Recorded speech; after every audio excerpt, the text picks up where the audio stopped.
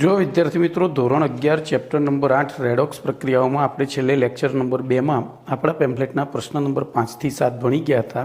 આજે lecture number 3માં પ્રશ્ન number 8 થી આગળ વધીએ તો પ્રશ્ન નંબર 8નું વિધાન આ રીતનું છે.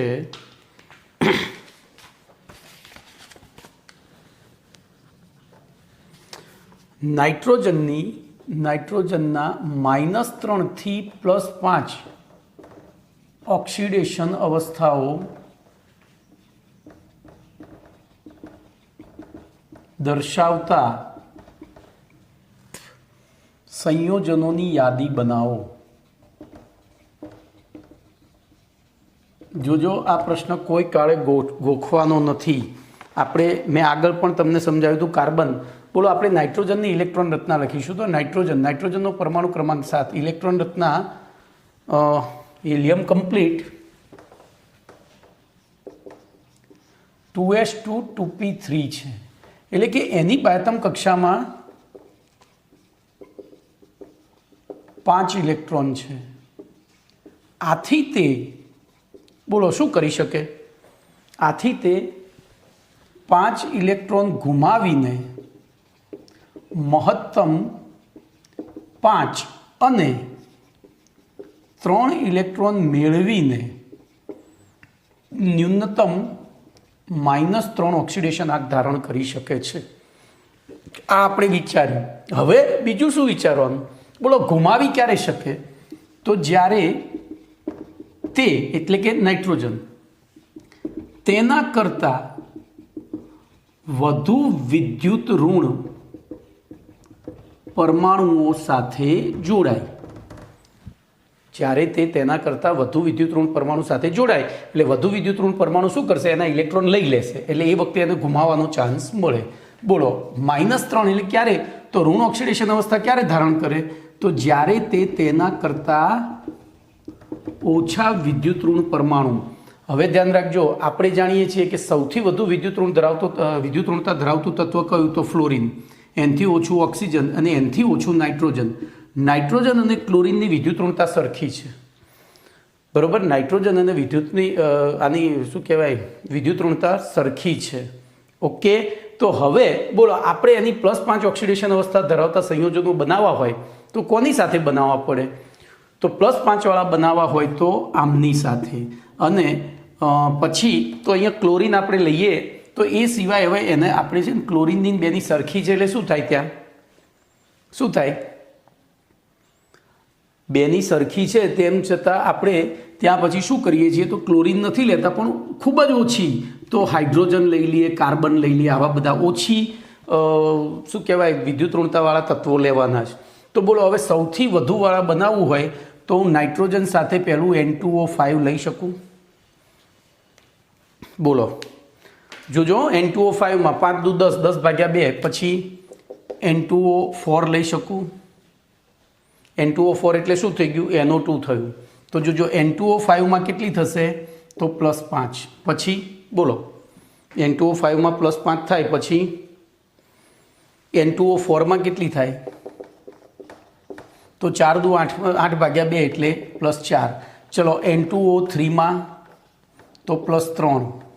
પછી N2O2માં તો +2. N2O2 એટલે NO જો ભાઈ. જોજો આના બીજા નામ, આનું નામ NO2 થાય અને આનું NO થાય.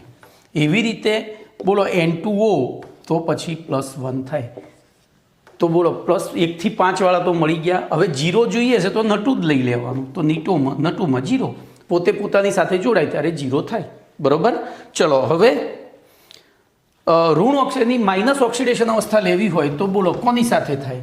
તો એવી રીતે સૌથી ઓછું વિદ્યુત ઋણ તત્વ કયું? તો ધાતુઓ. પણ આપણે ધાતુ સાથે અહીંયા જોડાઈશું તો પાછું નાઇટ્રોજન. તો બોલો આપણે હાઇડ્રોજન સાથે વાત કરીએ તો NH3. બોલો NH3માં એનની ઓક્સિડેશન આંક -3 થાય. પછી NH2 જોજો, તો અહીંયા આ રીતનું બંધારણ થાય. બોલો આનો +1, આનો +1, આનો +1, આનો +1, તો આ બેનો કેટલો થાય? ખબર પડી? આખાનો જીરો છે તો અડધાનો જીરો થાય, અહીંયા અડધાનો જીરો થાય તો આનો +1 તો આ -2, એવી રીતે આ -2, તો બોલો N2H2માં એવી રીતે NH ડબલ બોન્ડ NH લઈએ તો -1 થઈ જાય. ખબર પડી? NH ડબલ બોન્ડ NH લઈ લઈએ તો આ રીતે આવો કોઈ પણ પ્રશ્ન, અહીંયા મેં નાઇટ્રોજન છે, આગળ કાર્બન હતો, આવો કોઈ પણ પ્રશ્ન પૂછાય તો તમારે આવી રીતે વિચારીને જવાબ આપવાનો છે. ખબર પડી કે નહીં? કોઈ ગોખવાનું છે નહીં. ચલો એના પછી 9મો પ્રશ્ન લઈએ.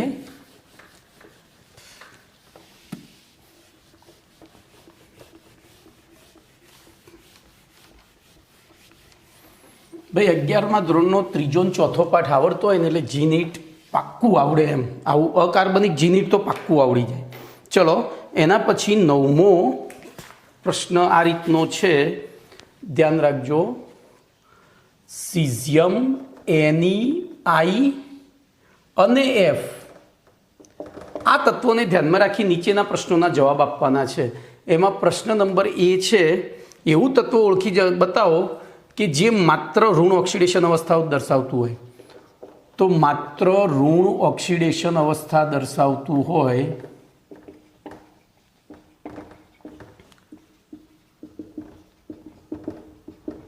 તેવું તત્વ આપણે ખાલી જગ્યા. આ 4માંથી હો ભાઈ. પછી બીજો પ્રશ્ન છે, જે માત્ર ધન ઓક્સિડેશન અવસ્થા જ દર્શાવતું હોય તેવું તત્વ. પછી બોલો ત્રીજો પ્રશ્ન છે, ધન અને ઋણ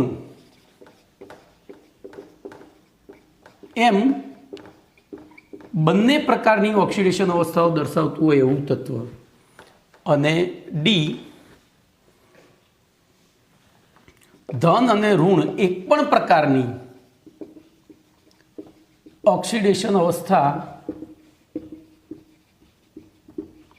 ના દર્શાવતું હોય તેવું ઓક્સિડેશન એવું તત્વ જણાવવાનું છે. તો જો આ પ્રશ્ન વિચારવાના પ્રશ્ન છે. બોલો કોઈ પણ તત્વ ઋણ ઓક્સિડેશન અવસ્થા ક્યારે ધારણ કરે? તો સામેવાળા તત્વ પાસેથી ઇલેક્ટ્રોન લે એટલે પોતે ઋણ વીજભાર ધારણ કરે. ઋણ વીજભાર, તો ઋણ વીજભાર ધારણ કરવાની વૃત્તિ કોની વધારે હોય ત્રીજા પાઠ પ્રમાણે?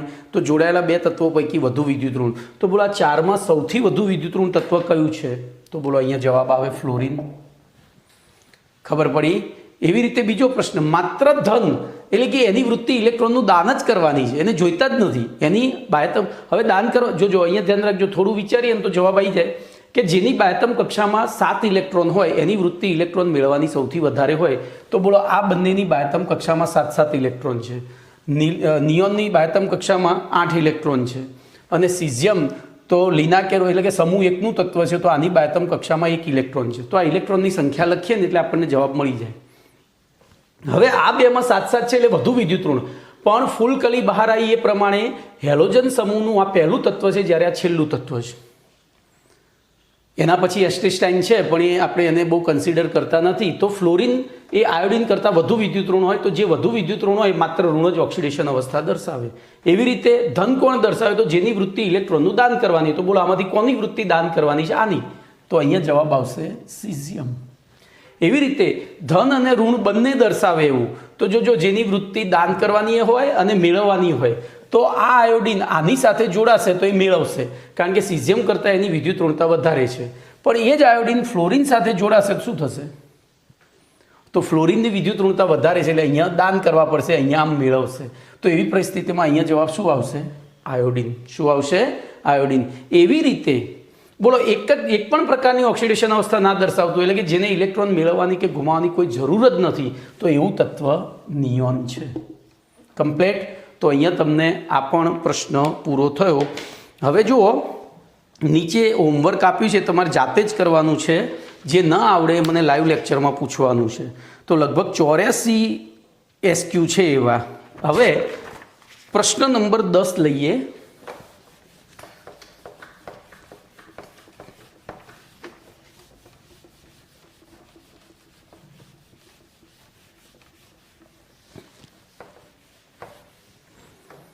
તો પ્રશ્ન નંબર 10નું વિધાન આ રીતનું છે.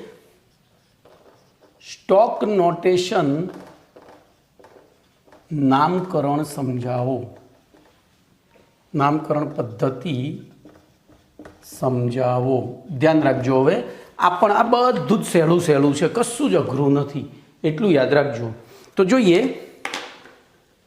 બોલો NaCl, KCl, NaOH, HCl, ધ્યાન રાખજો, અને ClF3. આના નામકરણ શું થાય? આનું નામ શું થાય? તો તમે કહેશો સાહેબ આનું નામ સોડિયમ ક્લોરાઇડ, એવી રીતે આનું નામ પોટેશિયમ ક્લોરાઇડ, આનું નામ સોડિયમ હાઇડ્રોક્સાઇડ, આનું નામ હાઇડ્રોજન ક્લોરાઇડ. જોજો આપણે એને હાઇડ્રોક્લોરિક એસિડ કહીએ છીએ, બરોબર છે, ખોટું નથી, પણ એનું સાચું નામ તો હાઇડ્રોજન ક્લોરાઇડ છે. એવી રીતે આનું નામ બોલો શું લખશો? આનું નામ શું લખશો? ક્લોરીન ને ફ્લોરીન તો ક્લોરો ટ્રાયફ્લોરાઇડ, ક્લોરો ટ્રાયફ્લોરાઇડ. આપણે ક્લોરીન પાછળ ઈન આવતું હોય તો નથી લખતા, બરોબર, એને પછી શોર્ટ કરી નાખીએ છીએ.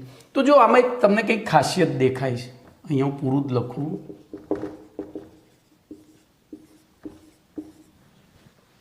બધાની પાછળ આઈડી લાગ્યું છે. હવે ઓક્સિડેશન આંકની દ્રષ્ટિએ જોવા જઈએ તો Na+Cl- K+Cl-, Na+ આખા OH માઇનસ, H+Cl-, અને અહીંયા ધાતુ H ફોક્સ પ્રમાણે જઈએ તો પહેલાં આની મૂકવી પડે -1 × 3 અને આની +3 એટલે +3 -1 × 3.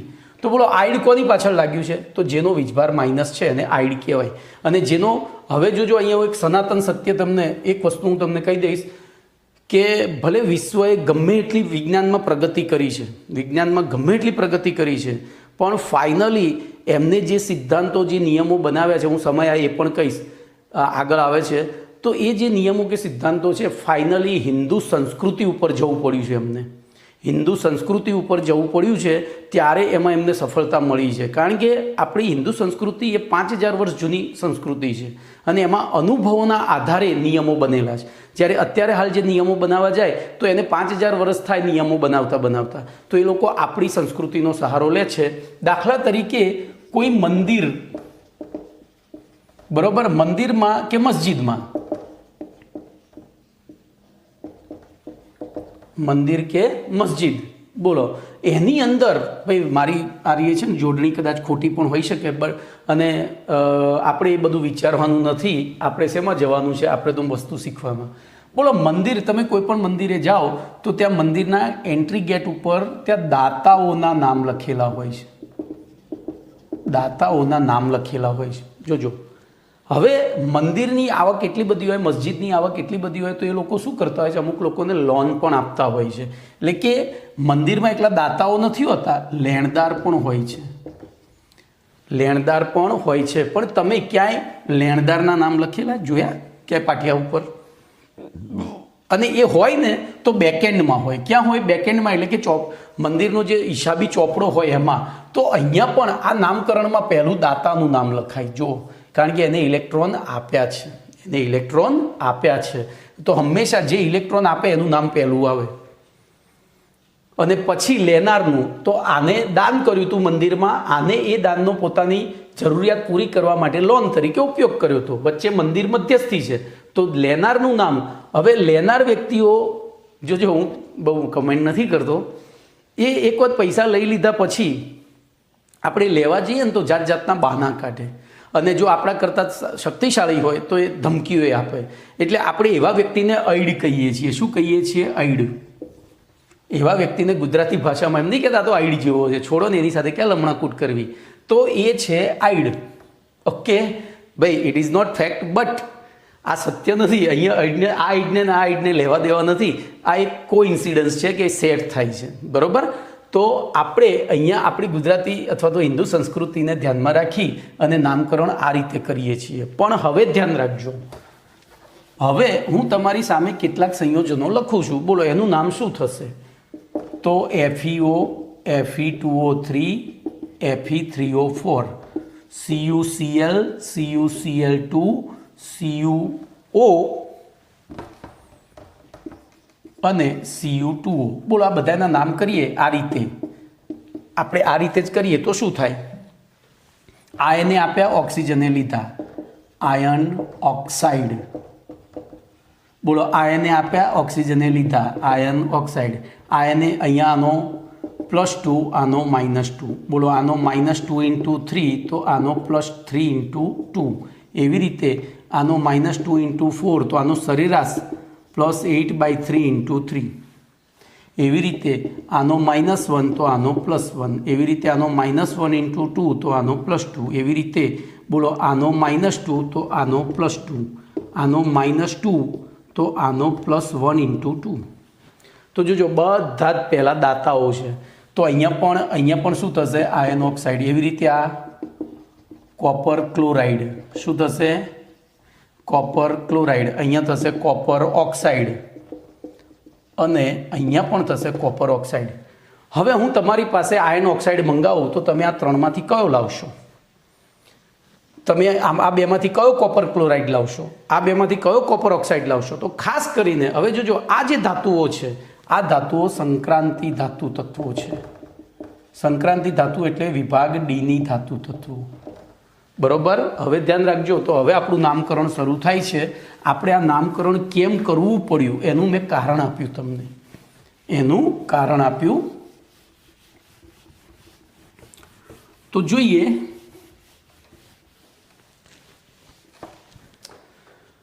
સંક્રાંતિ એટલે કે ડી વિભાગમાં આવે આધુનિક આવર્ત કોષ્ટકમાં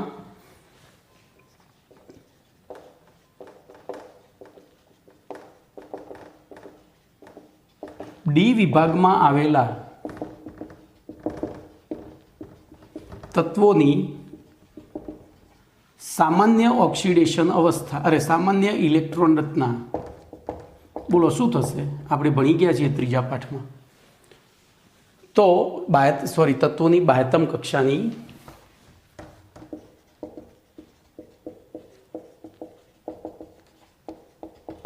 સામાન્ય ઇલેક્ટ્રોન રચના. બોલો n-1d 1 to 10 n-s 1 to 2 હોય છે. બરોબર. વળી અહીં આપણે ભણી ગયા છીએ, અહીં n-1d અને ns કક્ષકોની ઉર્જામાં નહિવત તફાવત હોવાના કારણે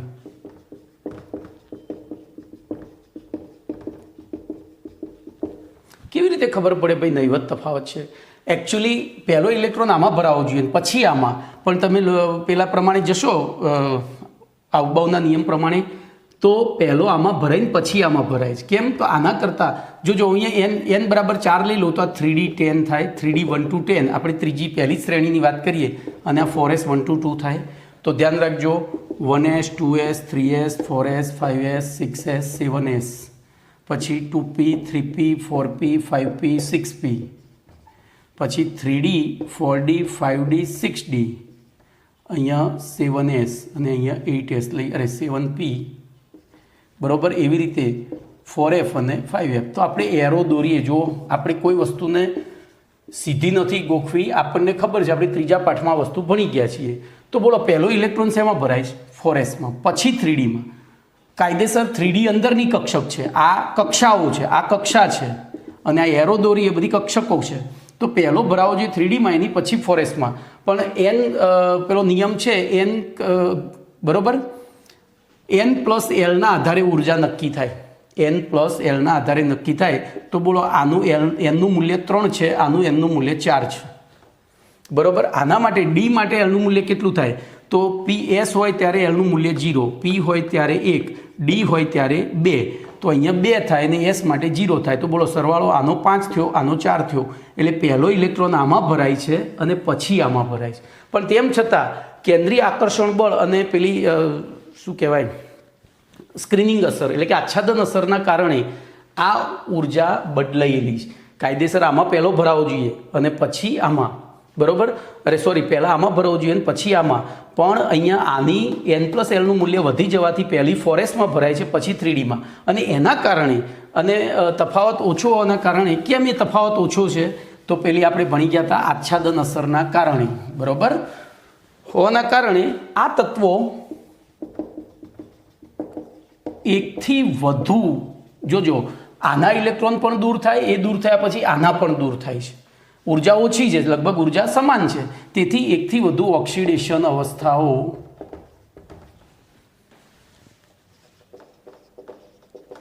ધારણ કરે છે, એકથી વધુ ઓક્સિડેશન અવસ્થાઓ ધારણ કરે છે. બોલો હવે આ પરિસ્થિતિમાં શું થાય? આથી આવા તત્વોના બીજા કોઈ એક જ તત્વ સાથે જુદી જુદી ઓક્સિડેશન અવસ્થા ધરાવતા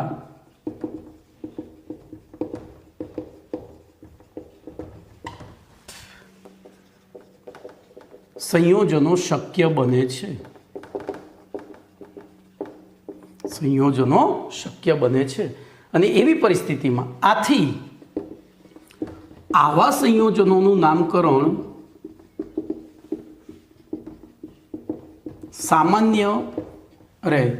નામકરણના સામાન્ય નિયમોની મદદથી કરવામાં આવે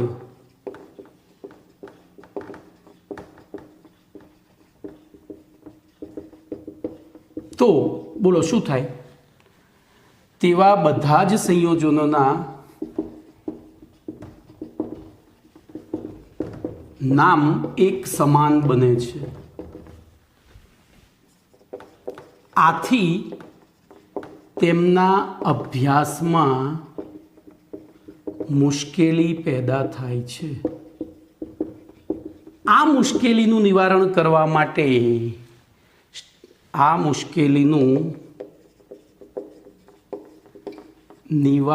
કરવા માટે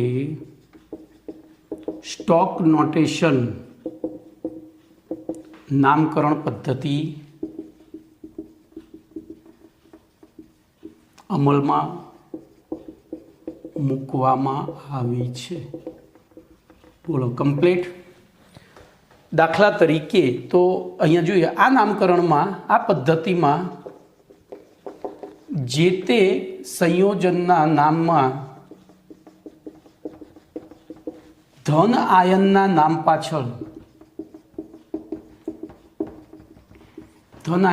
પાછળ જે તે ધન આયનનો ઓક્સિડેશન આંક અથવા તો અવસ્થા કૌંસમાં રોમન અંક વડે દર્શાવી ત્યારબાદ ઋણ આયનનું નામ લખવામાં આવે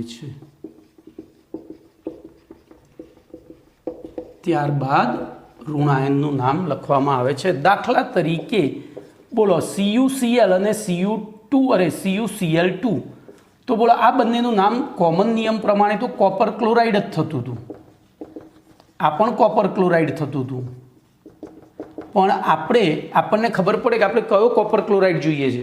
તો અહીંયા બોલો કોપરનો ઓક્સિડેશન આ કેટલો હતો? +1. અહીંયા કેટલો હતો? +2. તો અહીંયા 1 લખ્યું, અહીંયા 2 લખ્યું. બોલો કમ્પ્લીટ. નામકરણ ખબર પડી ગઈ. કોપર ક્લોરાઇડ અથવા એ રીતે બીજું હું લઈ લઉં ઉદાહરણ કોપર ઓક્સાઇડનું. દાખલા તરીકે CuO અને Cu2O. તો બોલો આમાં કોપર ઓક્સાઇડ તો નામ છે જ એનું, પણ એમાં કોપર કઈ ઓક્સિડેશન અવસ્થા દર્શાવે છે એ આપણે વચ્ચે લખી દેવાનું, બરાબર. Copper oxide.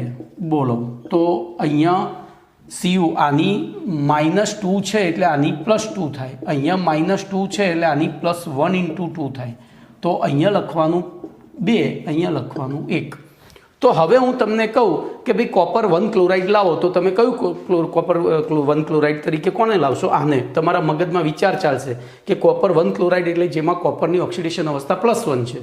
એટલે હું કહું કે કોપર 2 ક્લોરાઇડ લાવો, તો તમે વિચારશો કે ભાઈ એવું ક્લોરાઇડ મારે કોપર ક્લોરાઇડ લઈ જવાનું છે કે જેમાં કોપરની ઓક્સિડેશન અવસ્થા +2 છે.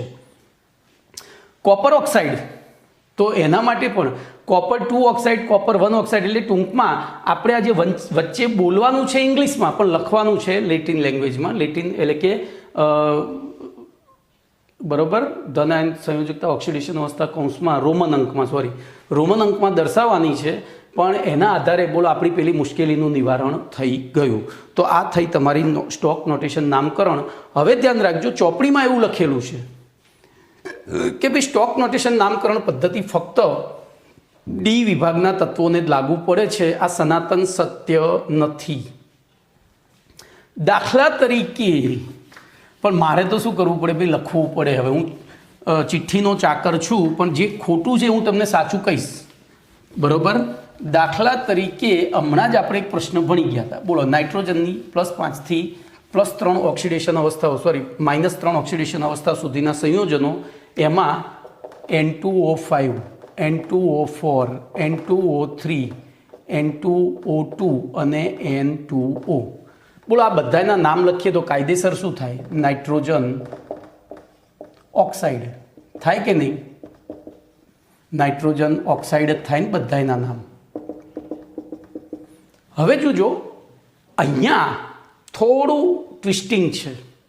આનું નામકરણ સ્ટોક નોટેશન પ્રમાણે પણ કરી શકાય, અને સામાન્ય નિયમોમાં એ લોકો શું કરે છે, આ બંને અધાતુ તત્વના બનેલા છે એટલે બંને અધાતુ તત્વના નામ આગળ એમની સંખ્યા લખે છે. તો પહેલે આપણે સ્ટોક નોટેશન લખીએ. તો સ્ટોક નોટેશન નામકરણમાં બોલો શું થશે? અહીંયા 5 × 10 / 2 એટલે 5 થશે. એવી રીતે અહીંયા 4 થશે, અહીંયા 3 થશે, અહીંયા 3 આ રીતે ના લખાયો ભાઈ, 3 માં 3 ધાંભલા જ આવે. પછી 2 થશે અને 1 થશે, જોઈ લો. પણ જોજો, અહીંયા બીજું નામકરણ છે. આનું નામકરણ થાય છે ડાયનાઇટ્રોજન પેન્ટોક્સાઇડ. જોજો, નાઇટ્રોજનની સંખ્યા 2 છે એટલે ડાયનાઇટ્રોજન, 5 છે એટલે પેન્ટોક્સાઇડ. એવી રીતે ડાયનાઇટ્રોજન ટેટ્રોક્સાઇડ, એવી રીતે ડાયનાઇટ્રોજન ટ્રાયોક્સાઇડ, એવી રીતે ડાયનાઇટ્રોજન ડાયોક્સાઇડ, અને અહીંયા ડાયનાઇટ્રોજન ઓક્સાઇડ મોનોક્સાઇડ. આ રીતે પણ નામકરણ, પણ આ બધાયનું આ રીતે કરવામાં આવતું નથી. એટલે જોજો, અહીંયા સ્ટોક નોટેશન નામકરણ તો જ્યારે અધાતુ તત્વ એકથી વધુ ઓક્સિડેશન અવસ્થા દર્શાવતું ત્યારે એના 2 નામ થાય. સામાન્ય નિયમ પ્રમાણે પણ થાય અને સ્ટોક નોટેશન. જ્યારે ડી વિભાગના તત્વો જ્યારે એકથી વધુ ઓક્સિડેશન અવસ્થા દર્શાવતા હોય તો તેમનું નામકરણ ફક્ત અને ફક્ત સ્ટોક નોટેશન નામકરણ દ્વારા થાય છે. ઓકે, ચલો એના પછી આપણે પ્રશ્ન નંબર 11 જોઈશું. તો પ્રશ્ન નંબર 11નું વિધાન આ રીતનું છે.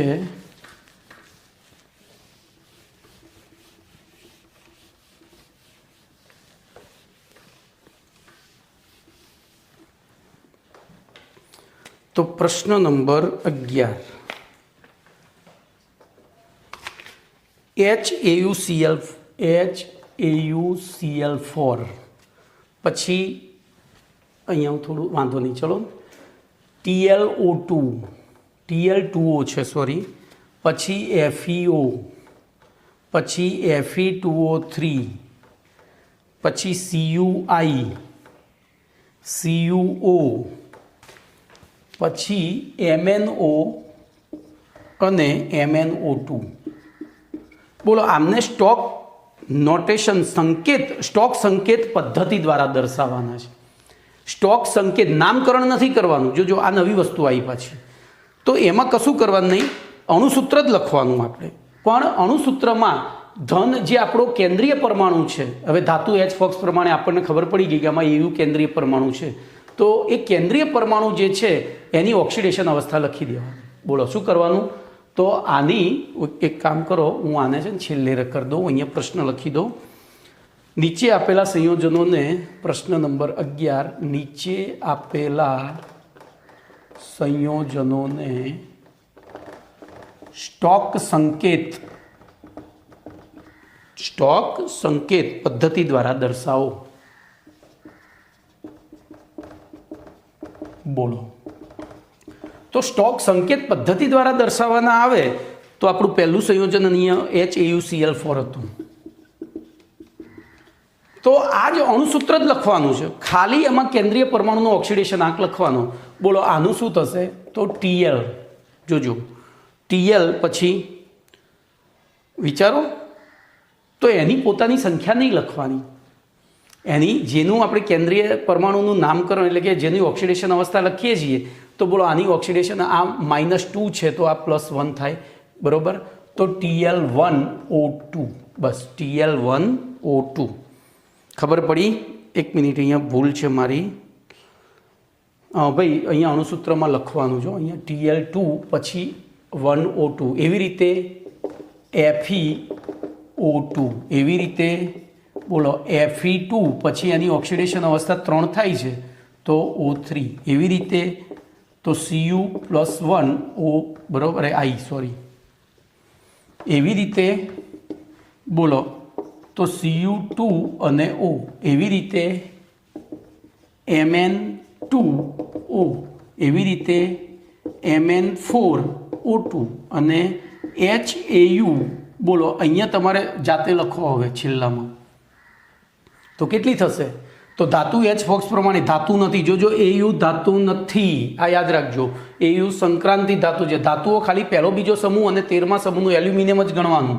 તો આનો +1, આનો -1 × 4, બોલો સરવાળો કેટલો થયો? આ બેનો સરવાળો -3 થયો. ટોટલ સરવાળો કેટલો થવો જોઈએ? 0. તો એના માટે અહીંયા +3 મૂકવા પડે, તો અહીંયા 3 મૂકી દેવાના. તો આ થયો તમારો પ્રશ્ન નંબર 11. ચલો એના પછી પ્રશ્ન નંબર 12 પણ આવો જ છે. પ્રશ્ન નંબર 12 પણ આવો જ છે.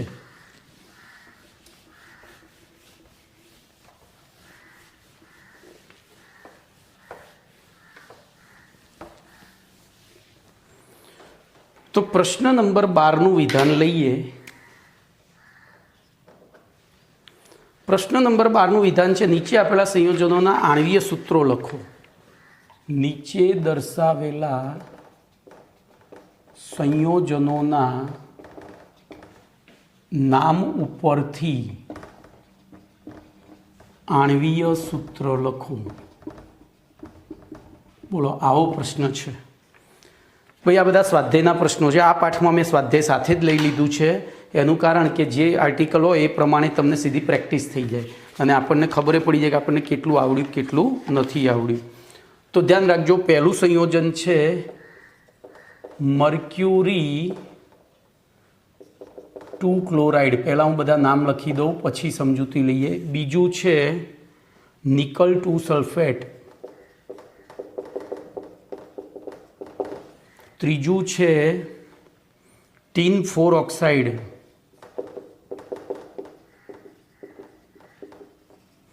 ચોથું છે થેલિયમ 1 સલ્ફેટ.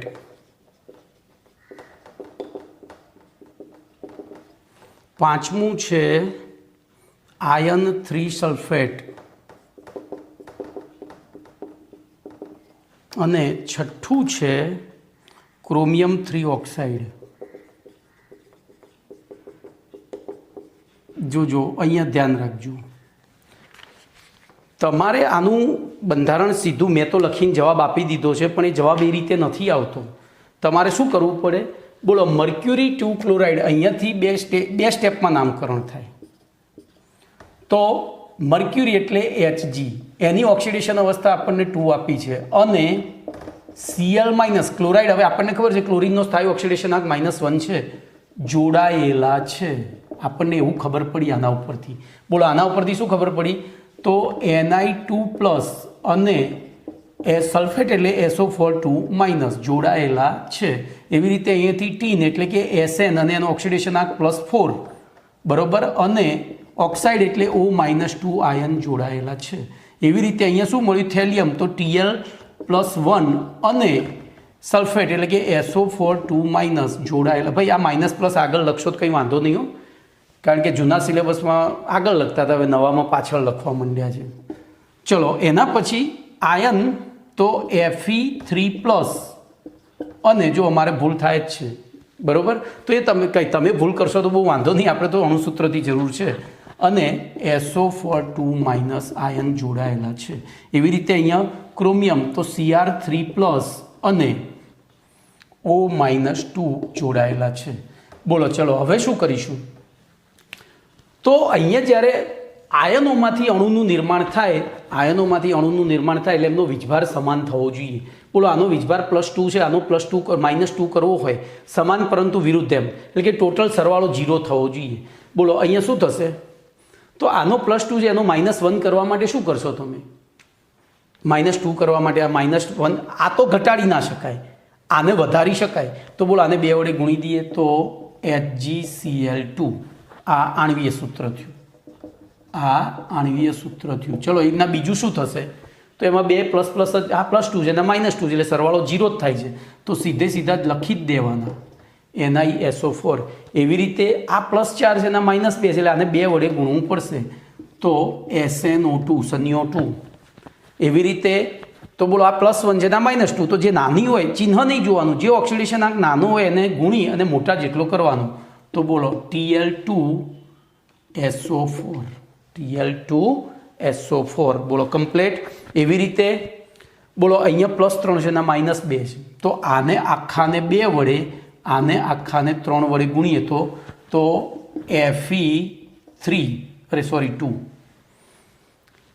Fe2 કૌંસમાં SO4 થ્રાઇસ. હવે જો બહુપરમાણીય આયન હોય ને તો એને આ રીતે કૌંસમાં દર્શાવવું પડે. ક્યારે? જો એને કોઈ સંખ્યા વડે ગુણવાનું હોય તો બોલો આપણે અહીંયા નથી દર્શાવ્યું કારણ કે ત્યાં કોઈ સંખ્યા વડે ગુણવાનું નહોતું. બોલો એવી રીતે તો I3 છે તો આને 2 વડે આને 3 વડે તો Cr2O3 બોલો કમ્પ્લીટ. તો સંયોજનના અણુસૂત્ર ઉપરથી સ્ટોક નોટેશન ઉપરથી અણુસૂત્ર અને સાથે બોલો એનું પેલું શું કહે છે એ શબ્દ યાદ નથી રહેતો, હા સ્ટોક સંકેત પદ્ધતિથી એનું આણ્વીય સૂત્ર. તો બોલો આનું સ્ટોક સંકેત પદ્ધતિથી આણ્વીય સૂત્ર લખીએ તો શું લખાય? Hg2Cl2. એવી રીતે SO4 એવી રીતે SN2 અહીંયા O2 એવી રીતે Tl2 SO4 બરોબર.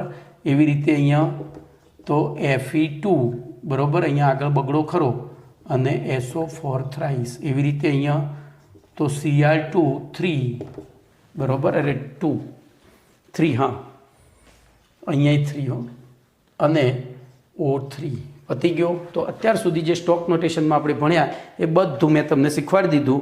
હવે કેટલીક પ્રેક્ટિસ આપેલી છે એમાં પણ લગભગ આગળનાથી જ મેં ક્રમ ચાલુ કર્યો છે. આગળ 84 પૂરું થાય છે, અહીંયા 85થી શરૂ થાય છે એટલે ટોટલ 148 સુધી પૂરા થયા બરોબર. હવે પ્રશ્ન નંબર 13 જોઈશું આપણે. પ્રશ્ન નંબર 13 જોઈશું.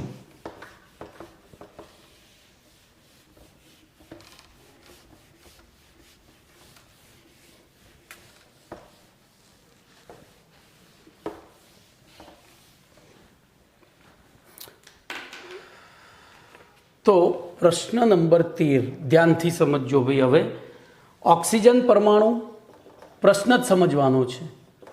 ઓક્સિજન પરમાણુ અથવા વધુ વિદ્યુત ઋણ પરમાણુ, ઓક્સિજન પરમાણુ અથવા વધુ વિદ્યુત ઋણ પરમાણુના વિનિમયના સંદર્ભમાં ઓક્સિડેશન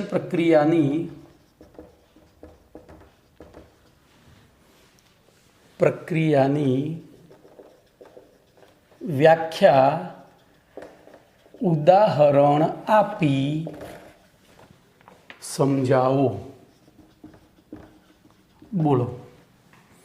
તો હું પહેલું ઉદાહરણ આપીશ, પછી વ્યાખ્યા લખીશું. આપણે પહેલું ઉદાહરણ આપીશું અને પછી વ્યાખ્યા લખીશું. ધ્યાન રાખજો, પહેલું ઉદાહરણ છે હું સરળમાં સરળ ઉદાહરણ લઈશ. બોલો, હાઇડ્રોજનની ઓક્સિજન સાથે પ્રક્રિયા કરીએ ત્યારે શું બને? તો પાણી બને બરોબર. આટલી સરળ નથી આ પ્રક્રિયા, પણ શક્ય છે. ખૂબ જ ઊંચા તાપમાનની જરૂર પડે છે બરોબર. ચલો બીજું ઉદાહરણ લઉં. હાઇડ્રોજન વાયુની Cl2 સાથે પ્રક્રિયા કરું તો શું બને? 2HCl. હવે ધ્યાન રાખજો, અહીંયા હાઇડ્રોજનની સાથે ઓક્સિજન પરમાણુ, જ્યારે અહીંયા હાઇડ્રોજનની સાથે એના કરતાં વધુ વિદ્યુતઋણ પરમાણુ ક્લોરીન છે. તો આ પરિસ્થિતિમાં શું થયું બોલો. અહીંયા હવે જોજો આ જ પ્રક્રિયા હું આ ફરીથી અહીંયા લખું છું. HH વત્તા O double bond O gives HOH. એવી રીતે અહીંયા HH વત્તા ClCl gives HCl. ચલો મેં આ પ્રક્રિયાને બંધ સ્વરૂપે અહીંયા દર્શાવી, આ પ્રક્રિયાને બંધ સ્વરૂપે અહીંયા દર્શાવી. હવે વિચારો તો બોલો, અહીંયા H સાથે H જોડાયેલો હતો. અહીંયા આની પ્રક્રિયક બાજુ છે. આ કઈ બાજુ છે? પ્રક્રિયક બાજુ. આ નિપજ બાજુ. બોલો, પ્રક્રિયક બાજુ H સાથે H જોડાયેલો છે. નિપજ બાજુ H સાથે શું જોડાયું છે? O અથવા Cl. બરોબર, O અથવા Cl. એનો મતલબ શું થયો કે આ પ્રક્રિયા દરમિયાન આ હાઇડ્રોજન સાથે O ઉમેરાયો, આ હાઇડ્રોજનમાં Cl ઉમેરાયો. ખબર પડી કે નહીં? ઓકે. તો આ પ્રક્રિયાને ઓક્સિડેશન પ્રક્રિયા કહેવાય. હવે આપણે વ્યાખ્યા લખીશું. તો પહેલો પરિચય આપીએ. તો પરિચયમાં શું લખાય? તો પ્રક્રિયા દરમિયાન પ્રક્રિયકના અણુમાંથી ઓક્સિજન પરમાણુ અથવા વધુ વિદ્યુતઋણ પરમાણુ ઉમેરાવાની પ્રક્રિયા દરમિયાન, ધ્યાન રાખજો હું કોમન અહીંયા લખું છું, પ્રક્રિયા દરમિયાન પ્રક્રિયકના અણુમાં આપણે આની જરૂર નથી. ઓક્સિજન પરમાણુ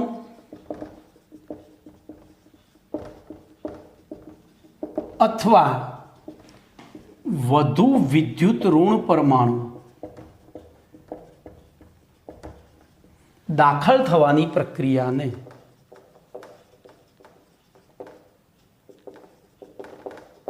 બોલો શું કહે છે? ઓક્સિડેશન પ્રક્રિયા કહે છે. આટલી જ વ્યાખ્યા લખવાનું છે. બરોબર. એના બે ઉદાહરણ આપી દો. તો જો હવે હું ચોપડીમાં મેં પેમ્પલેટમાં લખ્યું છે એ પ્રમાણે મેં સમજૂતી આ બધી આપેલી છે. આ જે લખ્યું ને પછી હું જે બોલ્યો બધું લખ્યું છે.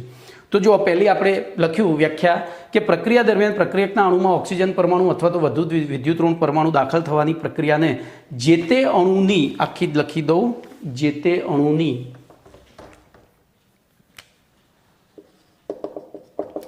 પ્રક્રિયકના અણુની ઓક્સિડેશન પ્રક્રિયા કહે છે.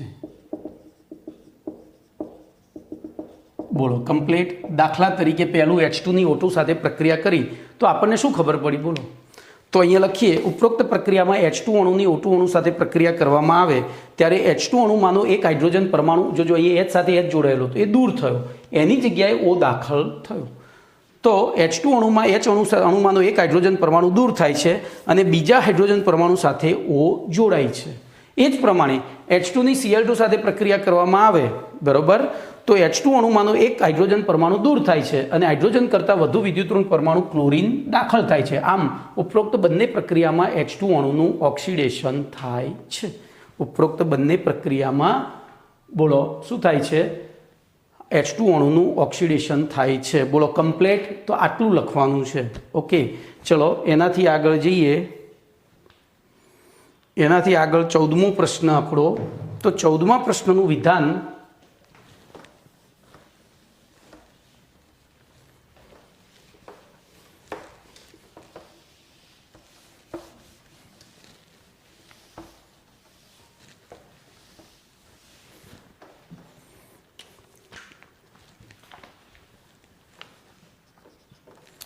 તો હાઇડ્રોજન પરમાણુ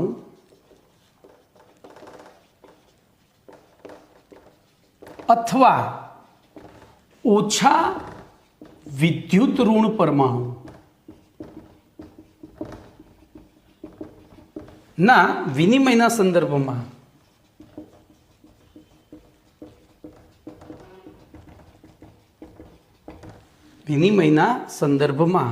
બોલો ઓક્સિડેશન પ્રક્રિયાની વ્યાખ્યા સમજાવો.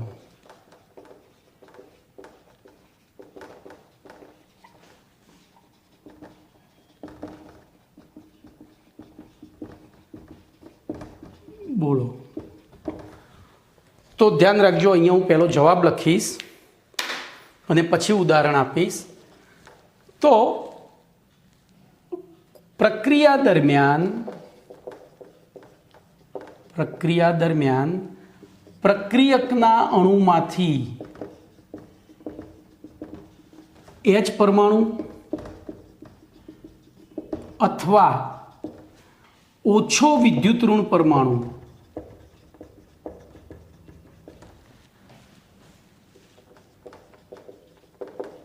દૂર થતો હોય તો તે પ્રક્રિયામાં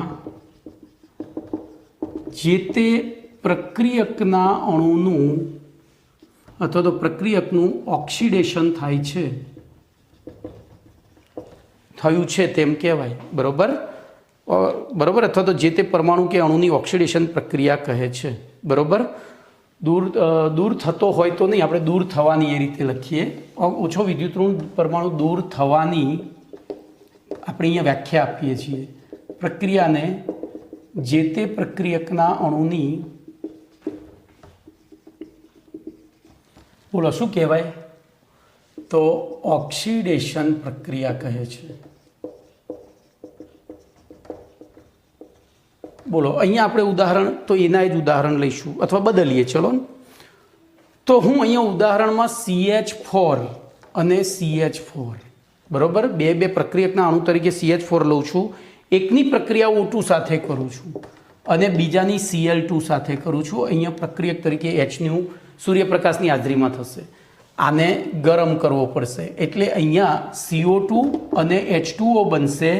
અહીંયા CH3Cl અને HCl બનશે. બરોબર. આ પ્રક્રિયાઓ યાદ રાખવી પડશે. હવે ધ્યાન રાખજો, અહીંયા બંધારણમાં કેવું છે તો કાર્બન સાથે 4 હાઇડ્રોજન જોડાયેલા છે. બોલો એની O2 સાથે પ્રક્રિયા કરી તો નિપજ તરીકે શું થયું? C ડબલ બોન્ડો વત્તા H2O. ધ્યાન રાખજો.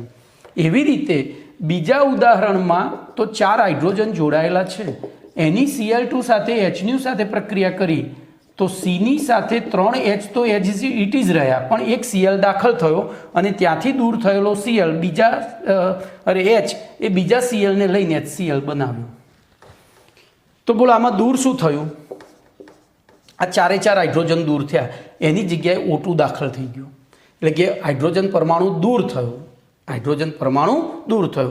એવી રીતે અહીંથી આ હાઇડ્રોજન દૂર થયો અને એની જગ્યાએ Cl દાખલ થયો. તો બોલો કમ્પ્લીટ. તો પ્રક્રિયા દરમિયાન પ્રક્રિયકના અણુમાંથી હાઇડ્રોજન પરમાણુ અથવા ઓછો વિદ્યુત પરમાણુ દૂર થવાની પ્રક્રિયાને જે તે પ્રક્રિયકના અણુની ઓક્સિડેશન પ્રક્રિયા કહે છે. આ ઉદાહરણ લખી અને પછી એની શબ્દોમાં સમજૂતી આપવાની કે ઉપરોક્ત પ્રથમ પ્રક્રિયામાં CH2 અણુની O2 સાથે પ્રક્રિયા કરે ત્યારે CH2 અણુમાંના 4 હાઇડ્રોજન પરમાણુ દૂર થઈ એના સ્થાને 2 ઓક્સિજન પરમાણુ દાખલ થાય છે. એટલે કે આ પ્રક્રિયામાં CH4નું શું થયું કહેવાય? ઓક્સિડેશન. એ જ પ્રમાણે ઉદાહરણ નંબર 2માં CH4માંના 1 હાઇડ્રોજન પરમાણુ દૂર થઈ તેના સ્થાને Cl દાખલ થાય છે. એટલે કે વધુ વિદ્યુત ઋણ પરમાણુ દાખલ થાય છે. આમ આ બંને પ્રક્રિયામાં CH4 અણુનું ઓક્સિડેશન થાય છે.